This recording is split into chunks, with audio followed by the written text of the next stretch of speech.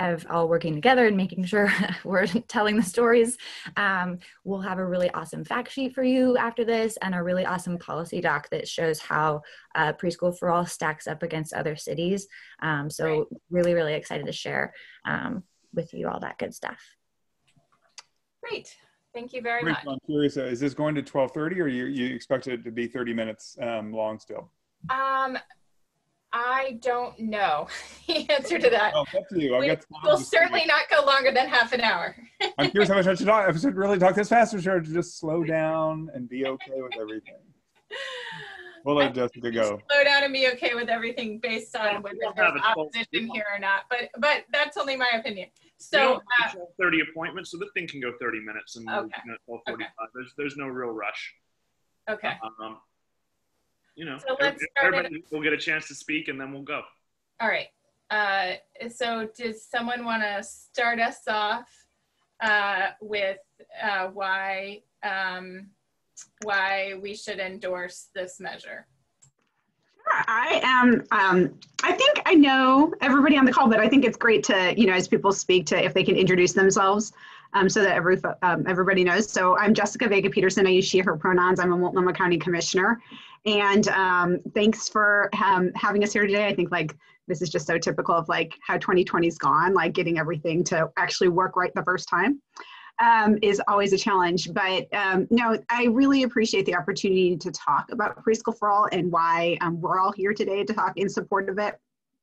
You know, to me, we have this exciting opportunity that's been years in the making to really deliver a systemic change for kids in Multnomah County, like bringing joyful, quality, culturally uplifting preschool for 3- and 4-year-olds in Multnomah County is amazing. And I want to start off by saying, you know, for me, it's really, it means a lot to me personally. And I think it has to do with a story that my mom told me when she was young. Well, she told me this, so she was in 4th grade and she took this test. It was like one of those school district tests, and she did the best out of every single child in the entire school district. She scored the highest. And I was like so proud of my mom. You know, this young Mexican-American girl was like the best out of everyone. But she actually wasn't that excited about it. She told me that she didn't even find out that had happened to her until she was in 11th grade. And a school counselor told her that, and she never knew about her own potential. And what's worse, the school and the school district never invested in her, never really gave her any opportunities to really live up to that potential. And it really broke my heart, and it made me realize like our system isn't set up to serve kids like my mom's, kids that are, you know, girls, brown and black kids, and you know, things like that. That story in particular really motivated me to make sure that we're doing everything we can to give kids, all kids, the opportunity that they need to thrive, and making sure that we're creating systems that are set up to help them thrive. And that's at the heart of the work that I do, and it's at the heart of this work of Preschool for All, and why so many people have been a part of bringing this forward over the last several years. You know, this is really a game changer for Multnomah County kids. And I think you can see that people are excited about it, and it's really been obvious in the way that this has come together. You know, I brought together the Preschool for All task force a couple of years ago, and we had a broad table. We had, you know, the folks that you would expect to be there, you know, business interests, elected officials, school districts, all of that. But we also made sure that we were having the voice of the people most impacted by this at the table, which were, parents of brown and black and all children of color at the table. We were having providers. We were having culturally specific organizations who are working directly with the community. And because of that work, the plan that we put together with Preschool for All really represents a system that is going to give all kids the opportunities that they need, that prioritize those kids who have the least access to preschool today, that really supports what workers and providers need to be able to stay in the system and thrive in the system. And it really is going to be set up to give the best community-wide impacts and community-wide benefits that we know that universal preschool can provide. So those are some of the reasons, and I wanted to open it up to some of the great folks that we have on the call who have been a part of this work for so long to also share their thoughts on it. Yeah, thank you, Commissioner Pederson. My name is Ricardo Lujan, Valerio, he, him, his. I am the Director of Advocacy at Latino Network, and I just want to emphasize a few points about the experience that we as an organization have had in the kind of the genesis of this program. It's been 2 years plus now that we've been having conversations, and my personal experience with campaigns, my personal experiences with policy development have not been as inclusive as how the preschool campaign and the preschool process has been. It truly has been centered, as the commissioner has said, in a lot of community-based organizations, experts, and different folks within the business environment to be able to really come into consensus on what the appropriate approach is. But the most important part is, again, really center those that have been historically and currently underserved in this specific area, and not just the children, but also providers, right? So we're talking about how do we provide community-based organizations, entities, providers with the systems necessary, the support necessary for them to thrive, so that we not only increase slots here in the county, but also quality of care to our kiddos, making sure that if you're from a specific community, that you can be assured that there will be providers that will understand your culture, your perspective, and be able to take care of your children the way that you would at home. Also, ways in which we minimize, the punitive aspects of some of our educational systems by eliminating expulsions and suspensions, really, again, centering the children and making sure that this is one of their biggest timelines of development, identity. And so, again, this has been such a holistic approach with community experts, business partners, but it's always been centered in community needs, and specifically of those of the kiddos. So it's been really, really enlightening. Can you go over the technicalities of the measure? What is the tax? How long does it last? What changes is the county in the measure prescribed to make down the road?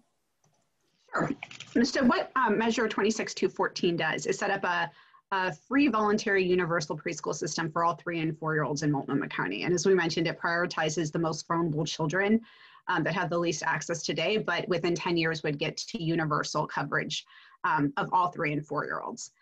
It would be administered by Multnomah County. So it would be countywide, and it would allow, a mixed delivery model, which really means it's not just something that's expanding a school system, and adding more public school classrooms. That can be a part of Preschool for All, and will be a part of Preschool for All, but it also brings in existing preschool providers, existing childcare centers, and even licensed home-based care, right? And it allows for multiple length of day and length of year options for the programs that would be involved, including multi-generational approach like Juntos Aprendemos, which really brings parents into the children's learning as well. Part of what's the requirement of Preschool for All is that it would provide a living wage for the teachers and the assistants who are delivering the preschool, which is something that we know is a huge issue, because right now we have preschool teachers who are making $13 to $15 an hour, not a living wage, which is one of the reasons why we have a shortage of preschool teachers, and we have too many people who can't stay in the field. It's something that as we were developing it, we made sure that we were working with the state learning and developmental standards, as well as national learning and developmental standards. So that would be part of the program evaluation that would be required by this measure, as well as like third-party evaluation and a community oversight and accountability task force that's part of the measure. And as part of the measure as well, we invest in the workforce developments that would be needed, like professional development, infrastructure support, technical support, to grow the number of providers that we need and to make sure that they are able to meet all of the standards that Preschool for All has. So the tax mechanism looks like it is You actually were getting right to the question I wanted to ask, which is who gets taxed, how much, where does it go? Yeah, so the revenue that would be paying for the Preschool for All measure is a tiered marginal income tax. So we're looking at a 1.5% tax on marginal income over its $125,000 for individuals and $200,000 for households. There would be an additional 1.5% on taxable income above $200,000 for individuals and $400,000 for households. That would be, that gets us to about 2026 and make sure that all of the priority populations that we have as a part of Preschool for All would be included. And then in 2026, there would be a Multnomah County technical advisory team basically that would advise the chair and the board on an increase that would be needed to get to universal. So right now in the measure, it's put in as 0.8% increase in 2026. That's a conservative number in that it's conservative in that we're assuming that that's the most that we would need to get to full universal. It assumes that there would be no additional investment in state preschool slots or federal slots. So no additional Preschool Promise, Oregon Pre-K or Head Start slots. We wanted to make sure that we were going to be raising enough money but for every additional investment by the state or federal, it would actually cost Multnomah County taxpayers less. With that, oh sorry, I was just going to say with that mechanism, we're looking at about I think it's about like 92% of Multnomah County residents would not be taxed by that mechanism. Oh, well, that's nice. Yeah, as somebody Just who one enjoys clarification, it's actually the second tier is 250,000 for a single filer, not 200,000. So the second tier is 400,000 for a household and 250 for a single filer. It was a little typo in Jessica's words there of 200,000 for a single filer. No, that's fine. I mean, speaking personally, not for my editorial board, but just for me, I really resent anyone who makes over $100,000 a year and think that I should have all their money. So I'm not really troubled by the mechanism. I do wonder, just practically speaking, will people who make $250,000 a year or more just leave Multnomah County and go live in Clackamas County? Is that a concern you have? I can speak to that for a second if you don't mind. Sure. I'm Mark Holloway. I've been part of Preschool for All for a number of years and actually going back about 8 years through Social Venture Partners, one of the organizations that was really supporting our community-based organizations and parents and families to be able to come to the table and create a vision for preschool. It's certainly a concern. I think when we did an economic analysis through the state economist office, or the legislative office and local economists, we kind of calibrated our numbers for that, trying to anticipate that something would happen. It's hard for them to say. I feel confident that that there are folks moving in from California that you hate because they make more than $100,000 a year and they come and buy all the houses because it's a bargain. So, I mean, I feel bullish about Portland's future, and I think we haven't seen that apocalypse yet in terms of people fleeing. That said, I think from the beginning we've wanted this measure to not just be Multnomah County specific. Let's have it be for all kids in the metro area. Let's have it be for all kids in the state. So we worked with people from the beginning to say, should we move this forward? And state leaders said, please do. This will provide leverage for other counties in the state to be able to move this forward. So, I think the long-term path for this is not that it continues to be a Multnomah County only sort of effort, but we want to make sure that we're self-determining. We have Multnomah County kids and families and parents and community-based leaders coming forward to say, this is what we want for our county, not just waiting for magic to happen at the state or federal level. Got it. Can I ask a question about the mechanism? Not so much on the taxing. I think I understand that at this point. But about not the collection, but where the money goes, essentially. I understand the end point where the money is going to, the services that will be provided. But where does it sit? It goes into a pool, I assume, of some kind that Multnomah County will then distribute to providers. How does that work?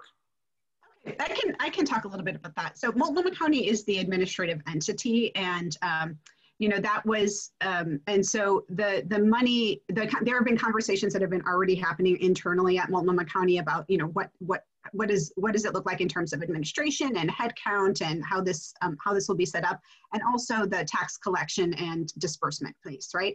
So there are conversations that are happening between the county and the city of Portland to do the actual tax collection, similar to the way that they're going to be doing, the city of Portland's going to be doing it for the Here Together measure, right? That seemed like a really good economy of scale just of having them do that work. So those are happening now. That money would go into, like one of the county accounts that you're set up, for revenue collection. And then it would be administered out to providers, right? So the administration is going to look like Multnomah County having some of the larger contracts. So they would have intergovernmental agreements with school districts, for instance. If school districts wanted to set up preschool for all classrooms as part of their, as part of their elementary schools. It would have, maybe contracts with some of the very larger providers that are having direct contracts, but there would also be contracts with community-based organizations that would then hold the contracts with the smaller providers, so that Multnomah County wouldn't be responsible for like hundreds of separate contracts, but that we would actually be working with community-based organizations to help manage some of those smaller providers. And then we would be providing dollars to the different entities based on the number of slots that different providers would have, the different actual preschool seats in the classroom that Preschool for All would be paying for. And in order to, receive the funding for Preschool for All, obviously those providers would need to be aligned with both the, the quality standards, with the wages, and those kind of things for the Preschool for All program. Okay, so quite frankly, and I'm sorry if I'm hijacking this conversation, I'm not trying to, but you're speaking to my concern here, which is not actually the taxing mechanism, which strikes me as fundamentally just, or the product being provided, which strikes me as necessary and urgent. My concern, quite frankly, is that Multnomah County has, and I'm being generous here, a mixed record on contracting with nonprofits. What reassurances do we have that this is going to, that the contracting process is going to go better than it has in other social service realms? I think we really were looking at the success Multnomah County has had with things like the program, which I think is the closest thing that really had to the education components, that it's been spread out over the entire county, providing services that schools and children need. So we're really using that as the model to do that. And Multnomah County holds really hundreds, if not thousands, of contracts, and really, has done like huge projects like, the new courthouse or the Selwood Bridge, as well as like providers with, the community-based organizations with, again, we have like a lot of programs. So I have, this is something that we've been working on internally at the county to make sure that we have a plan to do. And I don't have any doubts that they would be able to do it well. Yeah, I can speak a little bit to that as, Please go ahead. You Ricardo, it's if you don't, Rach, sorry, I'll shut up. The model you're basing, you said the model for the county is the SUN programs. Did I hear that right? Okay. Well, I said that it's similar to how the county has set up the SUN program. The Schools Uniting Neighborhoods programs, where they contract with different community-based organizations like SEI or Latino Network, and who then deliver the programming at the school. This is a little bit different because those providers aren't necessarily providing programming. Instead, they would be working with, the smaller providers that do, as well as Multnomah County itself holding some of the contracts. And I can speak a little bit to that as well, in the sense that I think that's the beauty about the progress that this whole measure has had. The fact that it's been 2+ years in the works, with over 150 partners at the table, those including some of the nonprofits that have been part of SUN, and other ways as well with the county. It's really allowed us to really workshop and think about ways of making this successful from the get-go. I also think that this kind of work will be a catalyst to a lot of the ways in which the county will look into contracting, really on all sectors that it touches. And so we've tried to be innovative in the way that we approach the relationship between CBOs, community-based organizations, and the county with this work. We also, by learning with other initiatives that we've been a part of since the inception of the SUN programming and other programs that we've been a part of. And really digging into that evolution within Preschool for All. And so I have a lot of confidence about, again, the people that have bought in and provided capacity, and making sure that that partnership can really be strong, and hopefully also, again, be the catalyst to other conversations in ways in which the county partners with community-based organizations. Yeah. So I'm a little bit familiar with the ratings that preschool programs or daycare programs currently have in the state. Are you going to use those in some way to decide which programs should get funded? Do you want me to take that one, Commissioner? Yeah, go ahead if you wanted to. Right. So my name's Megan Irwin. I'm the policy advisor to the campaign. The state's quality rating system, it's called SPARK, is currently under revision.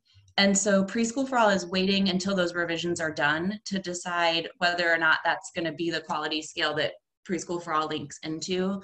However, we're using a couple of nationally normed tools. One is called the Early Childhood Environmental Rating Scale. The other one is the Family Child Care Environmental Rating Scale, as well as a quality assessment tool that comes from the Administration on Children and Families to decide which programs meet the quality standards. Both of those tools are part of the state's quality framework as well. So the only reason that we haven't, that we didn't go all in with the state's quality rating system is that it's under revision and we didn't want to commit to something that we didn't know what it was. So we just went with these other two tools instead, and that'll be something the program will need to continue to talk to the state about. So programs will have to meet the wage, the wages and benefits requirements, but also are they going to have to meet a minimum quality? Well, okay. Yeah, they'll have to meet some minimum quality requirements on the ECHRs and the FICRs. Yeah, and I think that was one of the things that was really important as we were putting this plan together, is that it's not just enough to provide slots for every kid. Those slots have to be meaningful and have to be have those quality standards so that they have the impacts and they produce the outcomes and the experiences for the children that we know make the difference in getting kids to be at the level of their peers when they enter kindergarten and have those long-term effects that quality preschool is shown to have. The other thing that I would mention is one of the things that we looked at that was really important on how this administration has been set up, since you guys have had questions about the administration, is, it was really important as we were putting this together that we were supporting the entire childcare ecosystem and not having any negative impacts on that, which we've seen in other jurisdictions that have tried to roll out universal preschool, or that have rolled out universal preschool, but done it maybe only by only expanding the preschool system, right? We already know that there are childcare deserts all across Oregon, including in Multnomah County. And so we wanted to make sure that by including licensed home-based care, smaller providers, that we were helping those providers be part of the program, have the supports they need to help stabilize and grow their businesses, and making sure that we were taking care of the 0 to 3 childcare system by not having negative impacts on that. We've actually, we've made sure that in the budgeting, we're funding to make sure that we can help all the different types of providers thrive in Preschool for All. And this doesn't sunset, or it does? No, it doesn't sunset.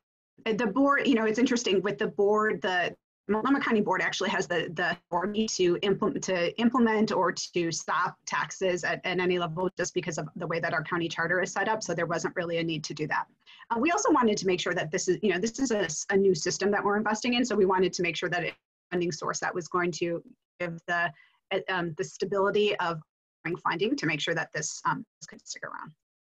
And to the points that the commissioner made about the quality aspects, right, not just the slot aspects, I think Ms. Lydia has been instrumental in guiding a lot of that work. So Ms. Lydia, I don't know if there's anything that you'd want to add to those points.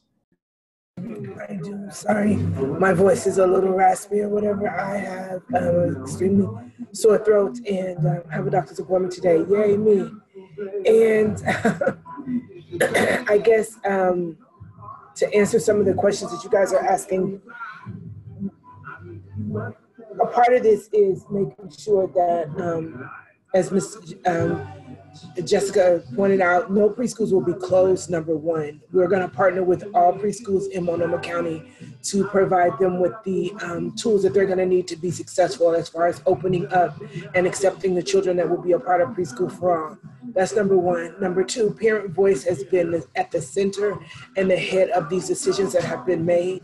And I know parent voice has been at the center and the head because it's been my voice that I've been bringing back from the PAC, which is the Parent Accountability Council. And sorry about the music in the background. My 1-year-old is intrigued with Moana, and in order for her to have her day, she has to have Moana on. So we have to make sure that the boss is feeling pretty good. So that's why you hear music in the background. But the important part of this is parents have been the center of this entire discussion. We have made sure that the classrooms will look like the children in which they will be serving. The teachers will speak the language of each child that will enter into the classroom, because we'll make sure that there are enough classrooms that have the most vulnerable population, which are the non-speaking English children, the Black and brown children of this community. And so we are strategically planning everything to be what any voter would be proud of to get behind and back, and also what any person that is making over $100,000 a year could get behind and back, because they're going to be excited about providing funding to make sure that every child has a firm foundation when it comes to starting school, making sure that they're ready when they enter into kindergarten. When they enter kindergarten, they're ready, their foundation is firm because they've been able to get free preschool. Thank you. Letitia, did you want to ask? No? Okay, for those of you who don't know, I am a reporter with Willamette Week, and I have a question that could really apply to any of you, but what are some of the challenges of being able to afford preschool that somebody who is not worried about affording preschool, so somebody who makes over 100,000, what are some of the challenges of being able to afford preschool that they wouldn't maybe immediately think of or overlook? So what are some of the say challenges? That somebody who's over 100,000 can afford preschool. I mean, I think we see in the statistics, we've looked a lot in our task force at the self-sufficiency index in the county, and we know that the cost of living here is very high. So if you're, I think it's about $90,000 for a family of 4 is at the self-sufficiency line. So everything, you know, so yeah, they're maybe slightly more able to afford it, but we also know that we have the 4th highest childcare cost in the country. I mean, the 4th highest. So that means that people are making trade-offs for, you know, their housing or perhaps the food or, you know, other important aspects. So it's expensive for lots of folks in the community. And part of the reason we also have the 4th highest is because we have less supply. So in the whole supply and demand curve, if there aren't enough preschools, then, you know, more people and especially people of means are targeting toward those few quality slots. So a big part of Preschool for All is not just about providing the funding per child to do this, and we snap our fingers and say, oh, everybody's got it, but also investing in the infrastructure, the teaching workforce. I think it was about the local higher education system turned out about 200 new preschool teachers, degreed teachers, I think is the number. Megan will correct me on that if needed. And what we need is more like 2,500 new teachers to do this. So we have to increase the supply a lot in order to meet the real demand. And the pressures on higher income people are in some ways, you know, not the same, but I think in our cost of living here in the community, we know that it's not a cinch for folks. I also want to say providing free preschool as an offset to the people who will be paying this tax, it becomes a big incentive to folks who want to move here to say, wow, there's a universal preschool system. There's going to be free preschool when I move to that community. It's both good for the community, potentially the kid if they have young children, but also the educational system will improve. We see that in all the studies that have been written about preschool, that it improves the K-12 system and ultimately the wages and sort of the justice system and many ways that preschool benefits down the line. I just wanted to say, you know, we have a parent on with us, Miss Lydia, who has had to face and continues to face the very real challenges of being able to find culturally relevant, affordable preschool. So, Miss Lydia, I'm just wondering if you might want to speak to that question as well. I definitely can. As Mark stated earlier, it does come down to, do you pay your rent or do you pay for your child care? Those are the things that a lot of families that I work with, at myself, at some point was looking at, like, how do I afford quality childcare? Parents have to decide between, do I allow my child to sit in front of the TV all day at grandma's house, or do I pay $1,300, $1,400 a month for my child to go to preschool so they're ready for kindergarten? And when that mom can't afford that, that's not fair for that mom to have to make that choice. And those are choices, those are real choices that are being made every day in Multnomah County. How do I make that choice as a mom? Do I sacrifice my child's education in the beginning and not really worry about it, or not really think about the importance of them being ready for kindergarten? Because when they get to kindergarten, maybe they'll get everything they need, but that mom not really understanding that when that child goes into kindergarten, it'll make it harder for them not to have the foundation that they could have gotten in preschool. It is so vital and so important as a mother that I don't have to make those decisions anymore. Why do I have to make it? Because Bubbles will be 3 by the time this rolls out. So she'll be ready for preschool.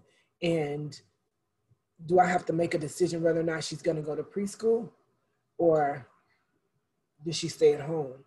And that's not fair, because I want her to have just as much success and as much as opportunities as any other child. Just because I don't make $100,000 a year doesn't mean my child doesn't want or require to be in preschool.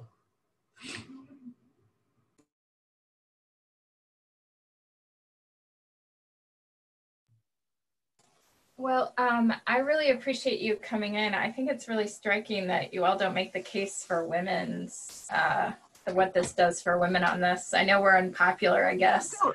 That's actually what I was, so Rachel, I think that's so funny, because I was like, we've covered really good things, but so here I totally do that. And we've had I've been at house parties where it's been all women, and we're like, this is so great, right? This is and it's literally been called a feminist ballot measure. The impact on women's participation in the workplace for early education is undeniable. There's been studies when, for instance, Washington, D.C. instituted universal preschool for 4-year-olds. They saw a 10% increase in women's participation in the workplace because of that.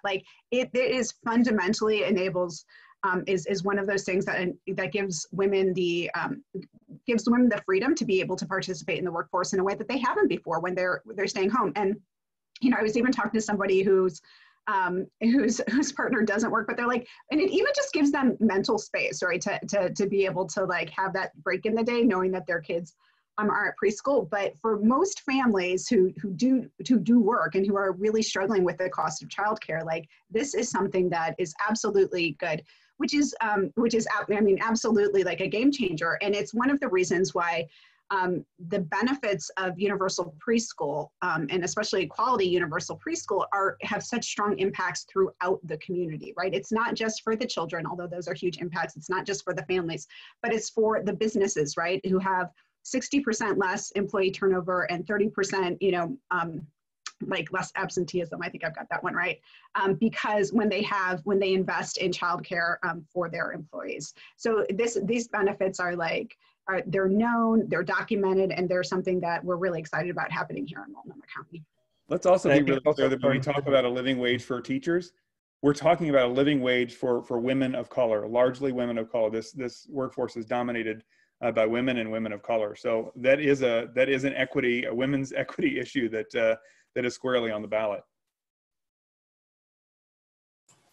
All right, thank you, at least for playing to your audience. I had the unique experience of moving to Portland and my expenses going up, or relative to what they would have been in New York, because New York rolled out universal pre-K as I left town.